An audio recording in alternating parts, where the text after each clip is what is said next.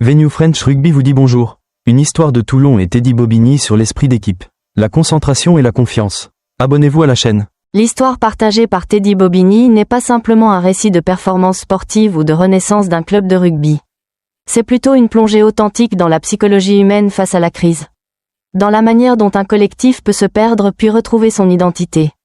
Et plus profondément encore, dans la valeur de la concentration, de l'esprit d'équipe et de la confiance dans les moments décisifs.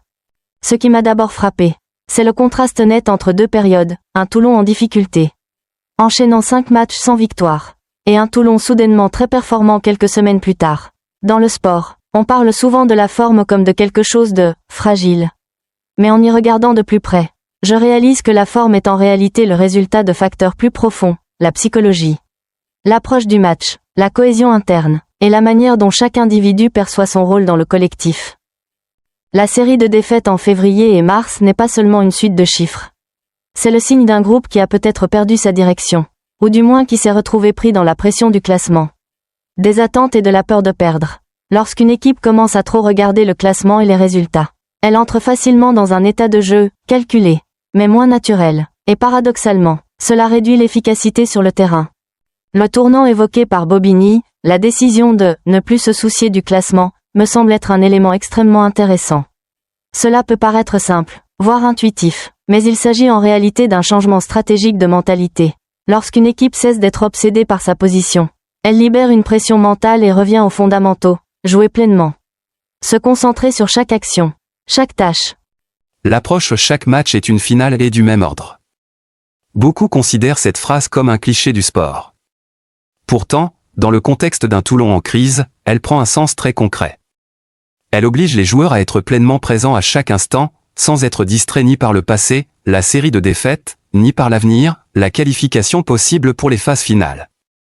C'est l'essence même de la concentration maximale, un état que, dans la vie quotidienne, nous atteignons rarement. Un autre point qui m'a fait réfléchir est l'insistance de Bobigny sur le rôle de tout le groupe, en particulier des remplaçants. Lors de la victoire contre Bayonne, il ne s'est pas contenté de féliciter les titulaires, mais a souligné que les joueurs entrés en cours de match avaient fait la différence.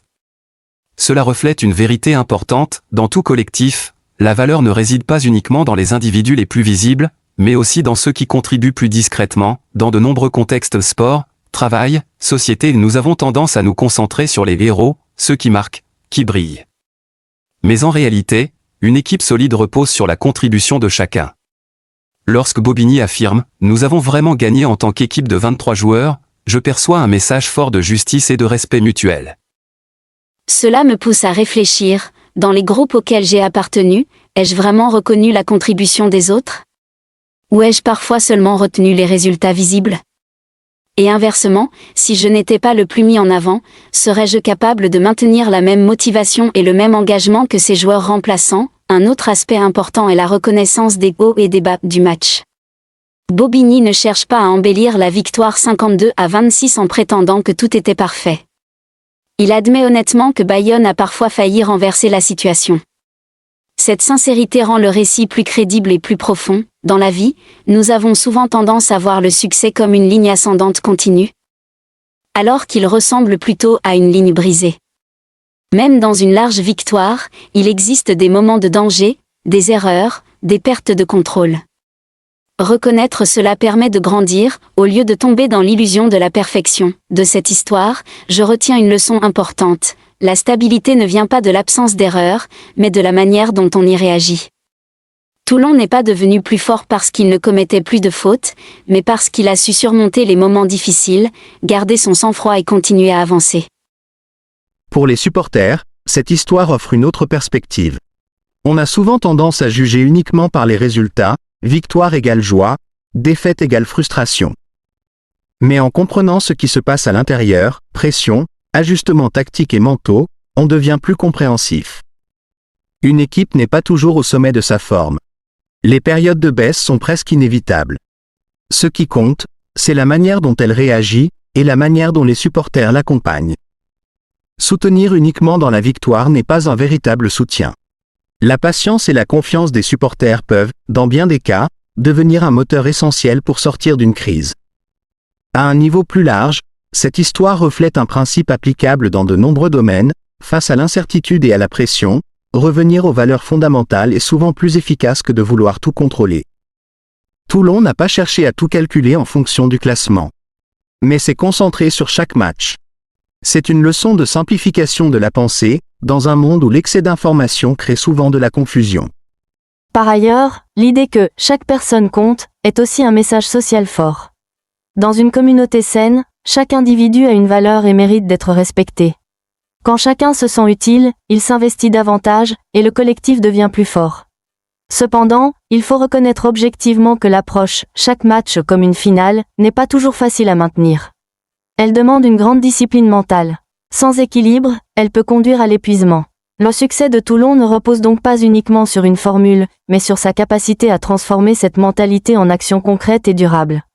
En y réfléchissant davantage, je comprends que le cœur de cette histoire est le passage d'une posture réactive à une posture active. Tant que Toulon était obsédé par ses défaites et son classement, il réagissait aux circonstances. En décidant de se concentrer sur chaque match, il a repris le contrôle. C'est une leçon très concrète pour la vie personnelle. Nous ne contrôlons pas tout ce qui nous entoure, résultats, jugements, événements imprévus.